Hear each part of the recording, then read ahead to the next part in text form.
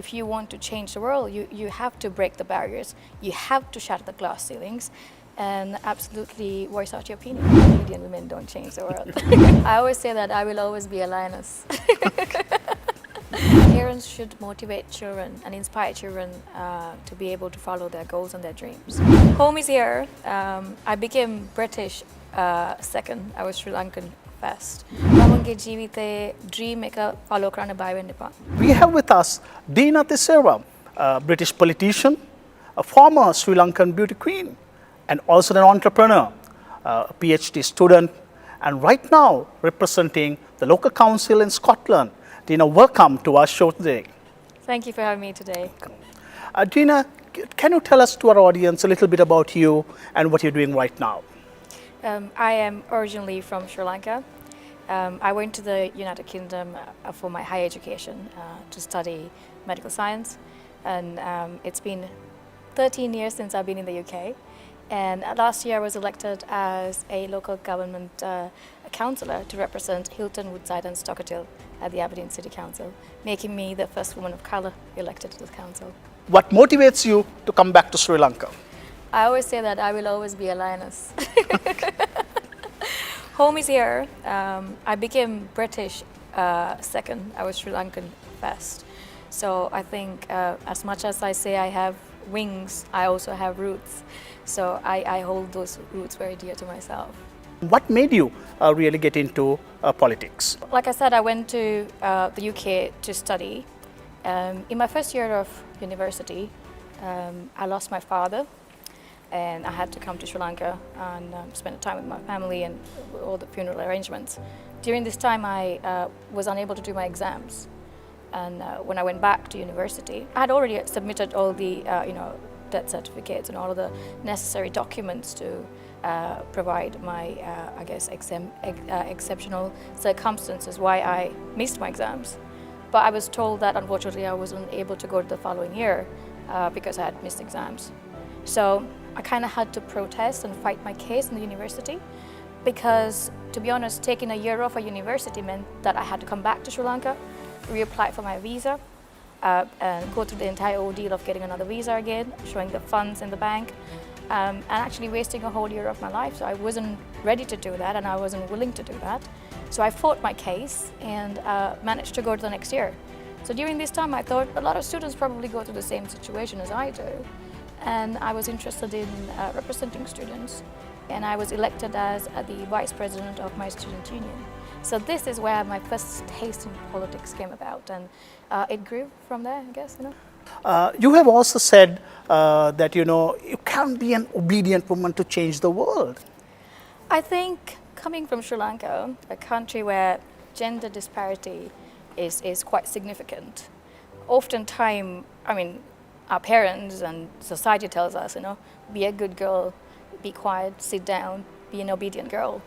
And I think that doesn't really create the opportunities where women can have a seat at the table to create the change that we want. So I really believe that if you want to change the world, you have to break the barriers, you have to shatter the glass ceilings, and absolutely voice out your opinion. So that's where it comes from. I think just speak up and make your voice heard. Talk about equality, talk about injustice. I think you should not be afraid of voicing up your opinion. Sri Lanka has a very low rate of political participation, especially even in our parliament and also even different councils. What is your advice to Sri Lanka? Where have we gone wrong? What can we do in terms of making sure that more women are in politics and are breaking the barriers, like you say, changing the world? I really believe that it is the responsibility of the political parties to encourage women to take up political leadership. And now that can be done by creating leadership programs, as well as ensuring that women have a safe environment within the political party to actually to participate in elections. It's quite a man's world here, and similarly I've said this before about the United Kingdom as well. Politics globally is still a man's world. So I think there's a lot of work that needs to be done in order to make sure that women feel safe, number one, take taking part in political career, as well as creating those opportunities. And that responsibility, I feel, falls onto the remit of men. You have succeeded in that man's world. What are some of the challenges you faced, and how did Deena succeed? I think it goes down to that thing, obedient women don't change the world. I had my own challenges. In the United Kingdom, it's not just sexism, but racism and various other intersectional issues that I had to face. Ageism as well as a young woman. People don't tend to take you seriously when you're a woman of color, and when you're young, regardless of, no matter what education background or experience that you have. So having to go through those challenges weren't easy, but I had some great mentors. I was mentored by the former leader of my party, a female leader of my party, Kezia Dugdale. I was at Parliament with her, spent a lot of time trying to understand the leadership skills that is required by women, and also other mentors and leadership programs really molded me into the leader that I am today. As a Labour councillor, what are some of the responsibilities you have been entrusted by your own party? So there are various issues that you as a councillor, there's so many various issues that you can put your hands into. So I really tell even new politicians that get elected, choose some of the key issues that you're very interested in. If not, you're going to really spread yourself thin trying to do everything. So for me, given my background in public health, I was interested in being on the health board. That was a portfolio that I was handling in the last 1.5 years. So I have worked on actually ensuring people actually have safe access to healthcare. One of the biggest campaigns that I actually started in the first month of actually being elected is to ensure that hospitals have a 150-meter protest-free buffer zone, so that anyone who's accessing healthcare that doesn't get impeded, particularly women who are accessing reproductive health. What does that 150-meter buffer zone really mean? So basically, no one can protest within that 150 meters radius around a hospital. So I think one of the biggest issues in the United Kingdom was abortion care. So it is a legally provided service, but there are people who don't believe that is morally right. So people tend to actually go and protest in that site. But if people are entitled to freedom of speech, but if you really want to practice your freedom of speech, I truly believe that you can do that in front of the real stakeholders and the lawmakers, that is in front of Parliament or in front of the Council, but not in front of a hospital, where I believe that is also impeding another human right, which is access to healthcare. So that was that battle. Once this legislation was brought forward, there was a lot of debate and also a Supreme Court decision as well. And it was ruled that actually access to healthcare is very important. This is very interesting because we come from a Sri Lankan context, yes, where a lot of the time the protesters feel that they sort of barge into buildings, public buildings, or even just to, the ultimate aim is almost like physically barge in. And when you are stopped, or if there's a court order, there's a feeling that your freedom of expression is violated. And what you're saying is that that has to be curtailed. I think freedom of expression is very important in a democracy. Let's not forget about that. Everything runs, we have a political system and a government, and we are represented, we are representatives of government, and it's because of freedom of speech. We have to uphold that at every given point in time.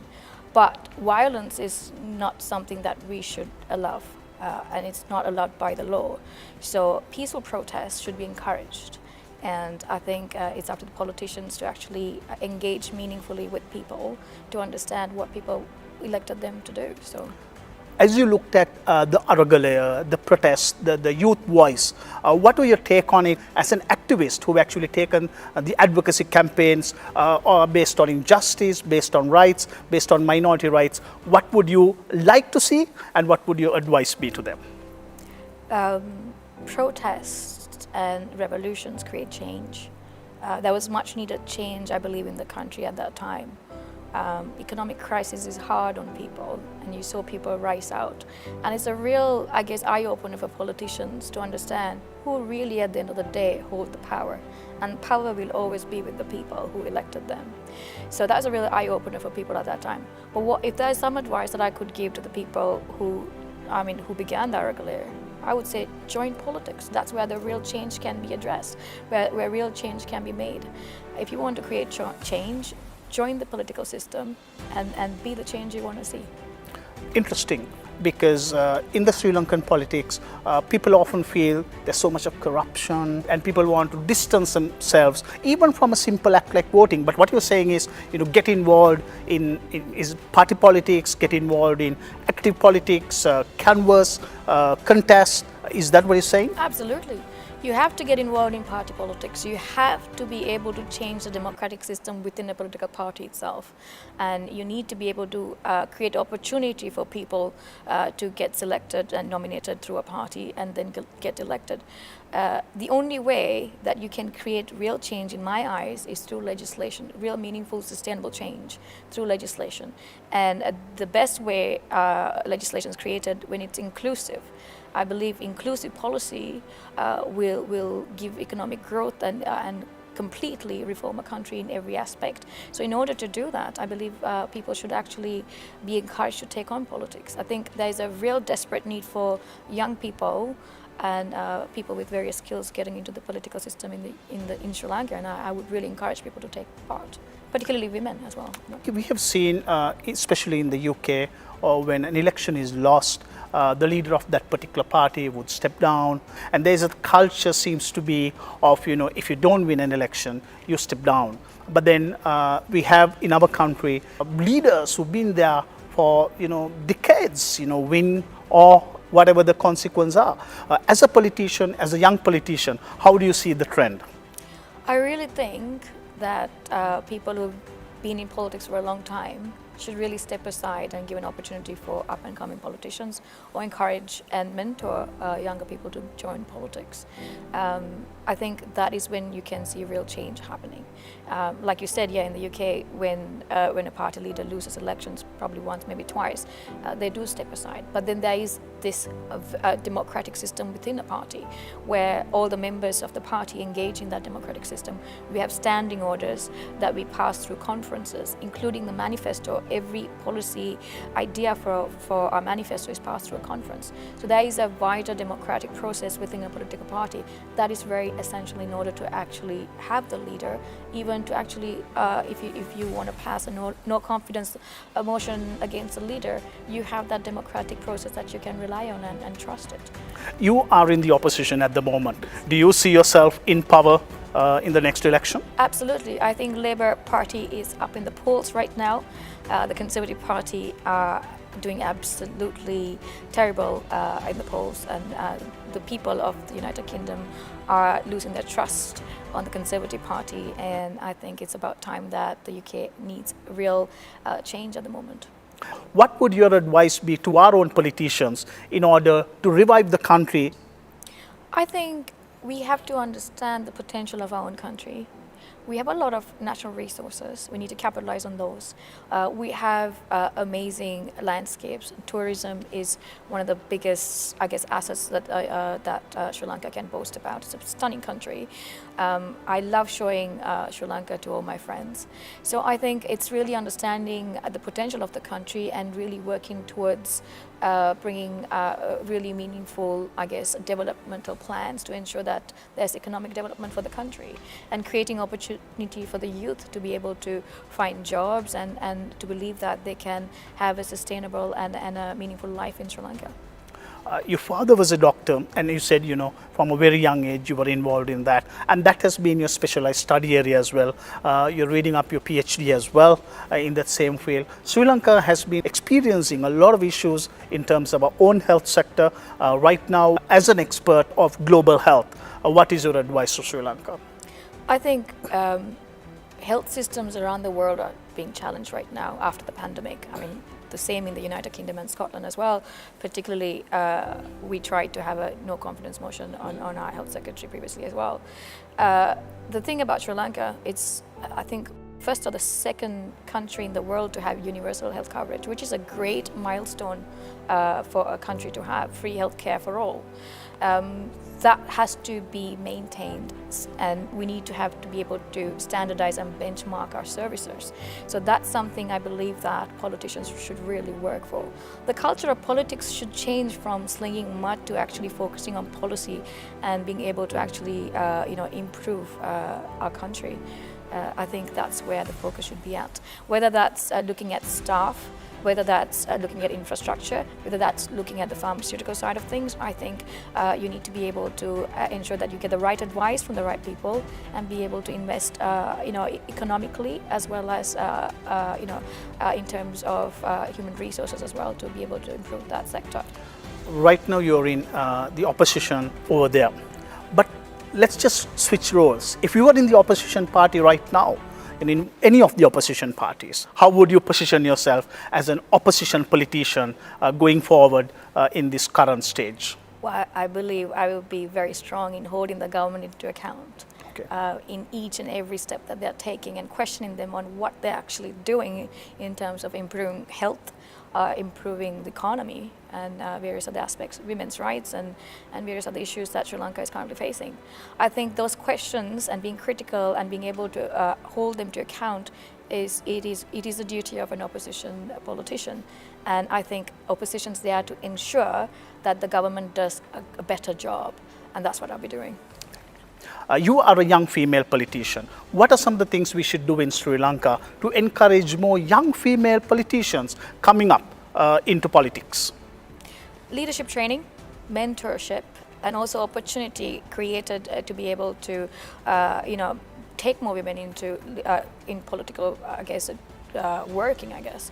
So one of the things that I did in 2019 was actually at party conference, brought forward a motion to make sure there's gender balance in candidate selections, in target seats. So target seats are basically winnable seats. That is the only way that we can ensure if a woman is being selected into a winnable seat, that's the only way we can ensure that she gets elected. Most of the time, unwinnable seats are given to women, and just to kind of tick the quota, we've given some seats to women. But the reality of it, if we want real change in order to see the gender margins slimmed, we have to ensure that women are given these seats. So the motion passed, and since then we've seen in the past few years of selections for general elections and local government elections that the party is taking affirmative action to ensure that 50% of the seats are all women shortlisted, where only women can be nominated on those seats. And within that, of course, diversity as well. So that's an example of what Sri Lanka can do. But in order to achieve that, like I said, you need party democracy in place and to have a standing order within the party that allows you to do that. So, can I ask you, if you were to voice it in Sinhala, what would your advice be to the young, aspiring females regarding politics and regarding life? I would say that... In Sinhala? බය වෙන්න එපා. තමන්ගේ ජීවිතේ dream එක follow කරන්න බය වෙන්න එපා. කෙලින් හිටගෙන තමන්ගේ හිත ධෛර්යමත් වෙලා කරන්න තියෙන දේ කරන්න. ගන්න පුළුවන් සපෝට් ගන්න පුළුවන් කට්ටිය වටේම කට්ටියව තියාගෙන follow your dreams. Deena, ඔයාට දේශපාලන පසුබිමක් නැහැ. ඔයාගේ තාත්තවත් අම්මවත් පවුලේ අය දේශපාලනේ නැහැ. ඔයා දන්නේ නැති රටක, ඔයා ඉපදුන රටක නෙමේ. ඔයා ගිහිල්ලා දේශපාලනය කරන්නේ. ඉතින් ඒ වගේ දෙයක් ජයග්‍රහණය කරන්න මොකක්ද රහස? මගේ තාත්තා මට පොඩි කාලේදම කියලා තියෙනවා මට ඕනම දෙයක් කරන්න පුළුවන් කියලා. එයා පුතාටත් කිව්වා, දුවටත් කිව්වා. එයා කියපු දේ අරගෙන මම මගේ ජීවිතේ එක දෙකටම අරගෙන ගියා. අදත් මම හිතනවා මට මොන හරි දෙයක් කරන්න ඕන නම් මට ඒක කරන්න පුළුවන් කියලා. මට මොලේ තියෙනවා. මොලේ පාවිච්චි කරලා හිතන්න පුළුවන්, කතා කරන්න පුළුවන්. මොන හරි කවුරුරි කිව්වා නම් හොඳට තේරෙනවා. දන්නේ නැති දෙයක් තියෙනවා නම් ඒක ඉගෙන ගන්නත් පුළුවන්. ඒ ටික තියෙනවා නම් ඔයාට ඕනම දෙයක් කරන්න පුළුවන්. මම ඒක අරගෙන කරන්න තියෙන හැම දෙයක්ම කරන්න මම නැස්ති. Did the entire winning the Miss Sri Lanka, coming into the top 5, help you in your political journey? Absolutely. It gave me the confidence to own who I am as a person, to be able to present myself in the public, present myself in the media, in front of a camera, to do public speaking, to look at which camera and to speak into a mic. These are skills that many politicians don't already have. So in that sense, it actually elevated me and put me in a place. But also with all the other experience and owning these qualities of myself, I believe that that experience of being in beauty pageants really helped me. In terms of the present crisis we are facing, what are some of the partnerships that we can expect from somebody like you who is also representing politics there? Is there any partnerships that you foresee? I know you're also involved quite passionately in renewable energy, and as a country we are looking at renewable energy.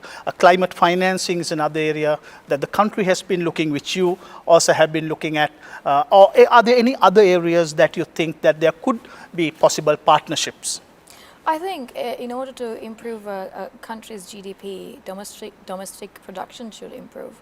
So if there is anywhere that I can create the connections for foreign investment, I'm always happy to do that, to ensure that entrepreneurs here in Sri Lanka are able to get that source to be able to start up their businesses here. So that's something that I always said that I'm happy to do that, to give back to Sri Lanka at any time as possible. See, other things I would say, the education sector in Sri Lanka is also starting to rise right now. You have institutes like AMRAC that's actually bringing in more students into the private education sector. So I think like what the UK is doing in terms of university, I think Sri Lanka has a scope for that as well. You can see Singapore doing that as well. So I think there's a private institute and university sector in Sri Lanka that can capitalize on that. That means money coming from overseas.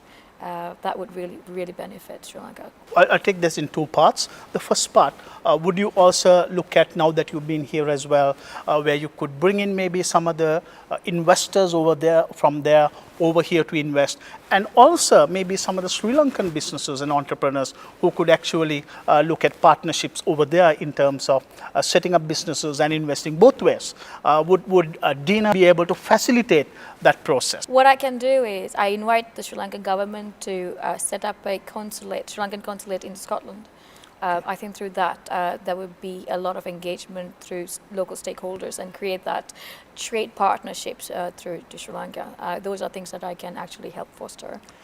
So you believe that if we actually can set up a consulate in Scotland, that will actually help in the relationships? Absolutely, absolutely. How do you see the entire university system? There are questions whether are we market ready? There's a question on our entire education system, whether what do we do for the entire creative thinking of our students, the lateral thinking, the critical thinking, the different aspects of thinking. What is your take as somebody who's actually majoring in the education field and actually pursuing even right now your PhD? I really believe that when a student goes through the entire education system here in Sri Lanka, when they come out of it, they have the theoretical knowledge and they're ready academically, but they're not life ready. So I think there needs to be a lot of transformation in education to ensure that people, students, become life ready when they complete their degrees. So in order to do that, I think you need to foster a culture of analytical thinking, creative thinking, as well as being able to take initiatives and be able to use a pragmatic approach to problem solve. I believe that's really important in terms of innovation and entrepreneurship as well. So I think there needs a real rethink about education and why we have an education system and what really are the objectives of having that education system. So I hope that there are young people who can bring that change into the system. So yeah, I also know that there's a public sector and the private sector of education, and I know that the private sector at the current moment, which are the institutes, they're doing quite well here. And I think we need to be able to, I guess, maybe appeal to international countries to be able to, for students to come here, because it's really nice to live in Sri Lanka because it's such a beautiful country. It's not just all you can come for tourism, but also you can come here to study as well. In that sense, bringing in more economic growth from outside to inside as well. So If I can ask you, you mentioned about being life ready. Yes. If you could unpack that a little more, and what do you mean really when you say life ready? So, to be honest, life ready means the ability to problem solve, regardless of what challenge is being posed in front of you, to be able to handle that issue emotionally, mentally, and in a responsible way, to come up with a solution for it. And if you are unable to do that by yourself, to be able to find the way on how to do that. Most of the time, theoretical knowledge, people are unable to use that into a pragmatic approach. So, and that's what I mean. If you're learning all the theory, and if you're not going to be able to use that theory in order to problem solve, what really is the point of it? The fact is, we live in an era right now, you have access to knowledge, access to information. And the real skill here is being able to retrieve that information and use that as you go to problem solve on the spot. Is that a problem of the system? Is that a problem of resources, or is it a problem of the student? I think there's a lot of issues in what you're saying, not just ability to actually get the academic result, but also economic aspects of things as well. Not everyone has the economic ability to be able to invest their time 3 to 5 years in university. That's a lot of time to be able to not work and having sponsored by a family member or scholarship or whatever, to be able to invest that time into university. I think that is one of the key issues as well. Even in the UK, last year we saw there's a drastic drop in the amount of students getting admissions in the university, and that's because of the cost of living crisis. So during a time of economic crisis, it's very difficult for anyone to think, oh, I'm going to invest 5 years of my time doing a degree, when actually they're struggling in maintaining their household, making ends meet in their household times. And the other issue is about women in Sri Lanka. I think. I guess in the rural areas of Sri Lanka, there's a notion that women they can marry off. You don't have to study. You don't have to get a degree. That there's that notion as well. So I believe all of these things contribute to what you're saying, and the education system as well. I think it's very difficult. I think the fact that there is this whole aspect of the way students are being examined, it's quite very intricate and very, very complex. I think they should be examined not on the ability to memorize things, but as I mentioned before, analytical thinking and creative thinking. That's when innovation is promoted. So I think all of these factors are part of that. So. The corporate sector is faced with this reality, and right now even the government is faced with the reality where professionals and people who have been in skilled employment are moving out of the country. The young people are moving out, the young professionals seem to move out, they're migrating with families. What is your thought in terms of the entire brain drain that's really affecting Sri Lanka, including the health sector? I think as a British politician, I would say that Britain is very much benefiting out of Sri Lankans coming there, particularly doctors and in the healthcare system, and students who contribute a lot through university fees as well. But truly, it's a real shame for Sri Lanka to lose all these skills, which actually could have made the potential for the Sri Lankan economy to grow faster and better, actually. So the reality of it is, I think, when you go to the root cause of why people are moving out, it is that economic factor. The fact is that, are they actually getting paid the right amount of wages, the salary, to stay in and do the same job when they can get paid a lot more in another country? At the end of the day, people want to make their ends meet to ensure that they feed their children, and their children should have a better life and opportunities. So people are moving out of Sri Lanka for those factors. So if you are to address that, you need to create better employment opportunities in the country, invest in local services, invest in education, opportunities for entrepreneurs, like incubator programs where entrepreneurs can get the investment in order to try out their ideas, because these are the factors that would make the economic growth in Sri Lanka a reality. Two parts to my question now. What could we have done to keep Deena in Sri Lanka.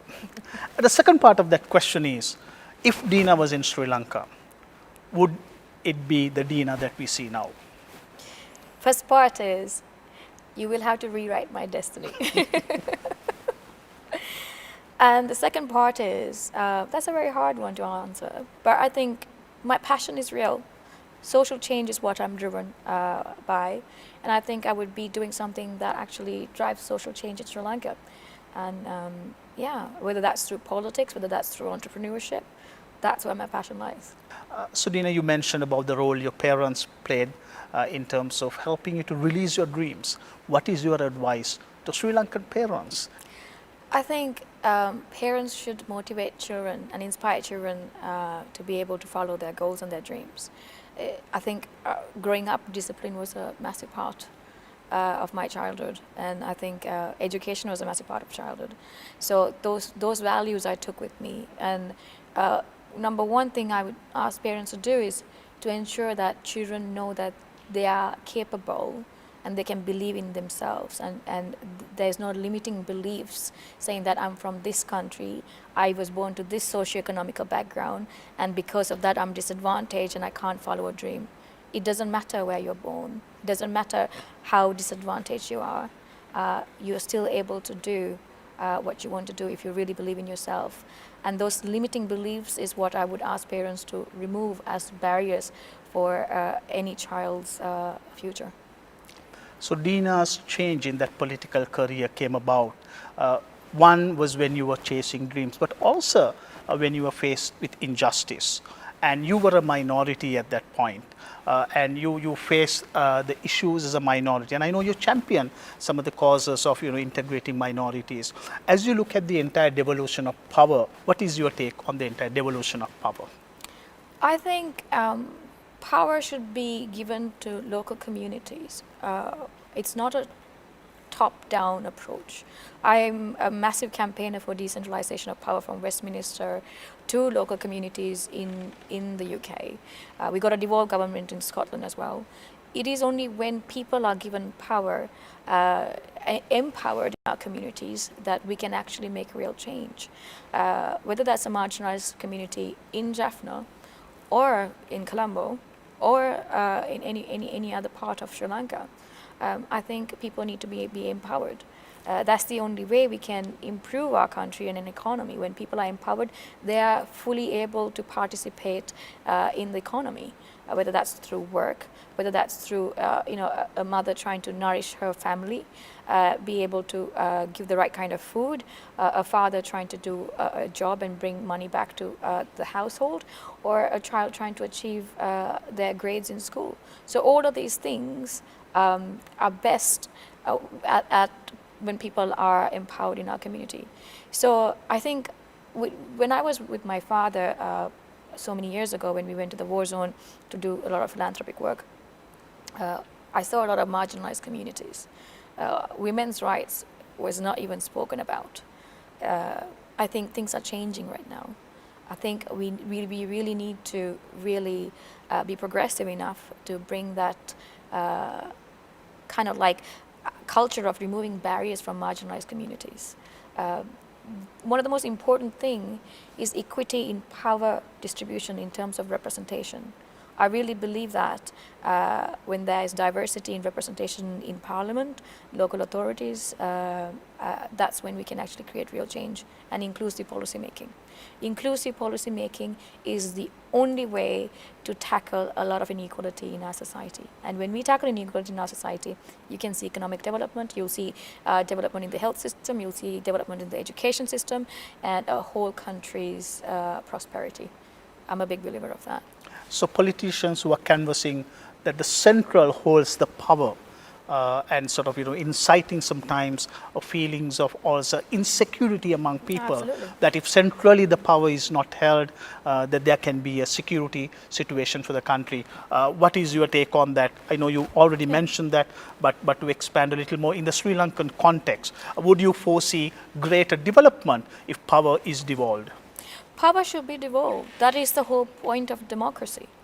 The point of democracy is not to hold power centrally.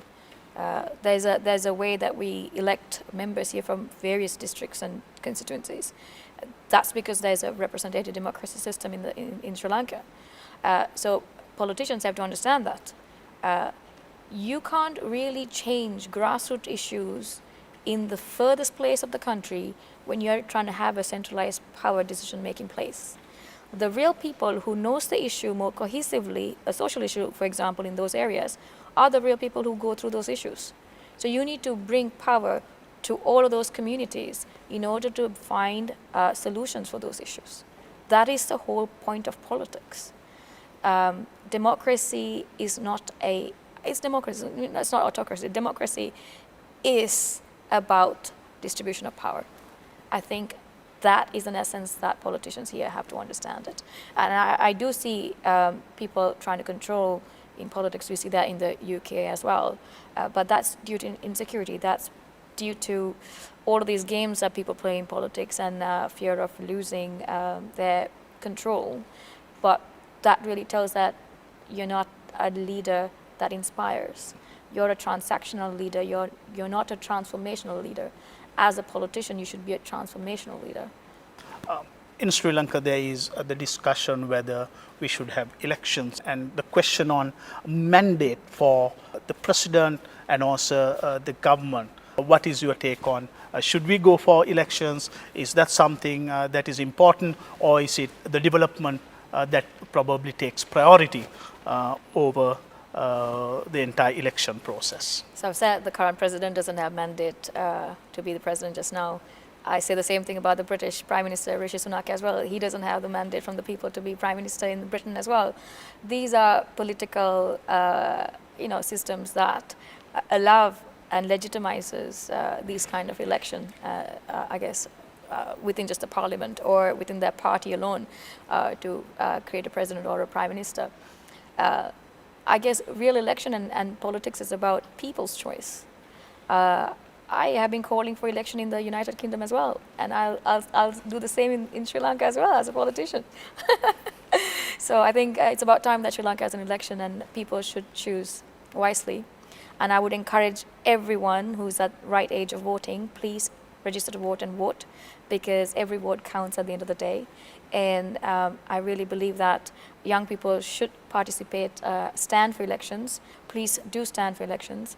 People who started that earlier, please do stand for elections. Change is needed. Change will be created through you, so please do that. To your hometown, Chilau, what is one thing they would like to see changed in Chilau, and what would you like the government, the state to do to change Chilau? Chilau is a beautiful beachside town. There's a lot of amazing things that it belongs to the Coconut Triangle. Some of the world's, I think, crab, shellfish come from there. The industry for prawn farming is also there. I think there needs to be a lot of investment in there. Agriculture as well as farming industry needs to be revived in those areas for economic development as well. So, and it could be a place for tourism as well. There are some nice resorts there as well. So I would ask the government to think about investing in these areas. Road transport as well. Now, these highways are coming about, which is making it more convenient for people, including tourism, people to travel to different parts of the country. I think infrastructure is a very important part of ensuring that we attract more tourism as well. Whenever my friends tell me, is 1 week enough to go to Sri Lanka, 7 days? I said, no, it's not. At least 2 weeks if you want to see the whole country. So infrastructure, I think, would be a key part, and investing in these trades that what I've mentioned to you. So the girl from Chilau studied in Colombo, went to UK, and right now is aspiring to be in Parliament. Where can we see Deena 10 years from now? I think hopefully happy about the journey I have come through, and definitely probably have passed some meaningful legislations maybe in Parliament, and on to the next thing, I guess. You were also nominated as the Politician of the Year for 2022. You've won a lot of awards. Will we see Deena one day becoming the Prime Minister of UK? I think you have to have ambition when you move into politics. I hopefully if destiny writes that for me, that'll be it, I guess, you know. So even as India celebrates Rishi Sunak, one day we hope we'll be able to celebrate Deena Tissera as a possible Prime Minister of UK, all the way from Sri Lanka. Thank you for joining us, Deena. It has been an absolute pleasure having you, and also your words of wisdom and insight into a lot of these areas that we discuss. Thank Thank you very you. much. Thank you. If you want to change the world, you have to break the barriers. You have to shatter the glass ceilings and absolutely voice out your opinion. Obedient women don't change the world. I always say that I will always be a lioness. Parents should motivate children and inspire children to be able to follow their goals and their dreams. Home is here. I became British second. I was Sri Lankan first. තමන්ගේ ජීවිතයේ dream එක follow කරන්න බය වෙන්න එපා.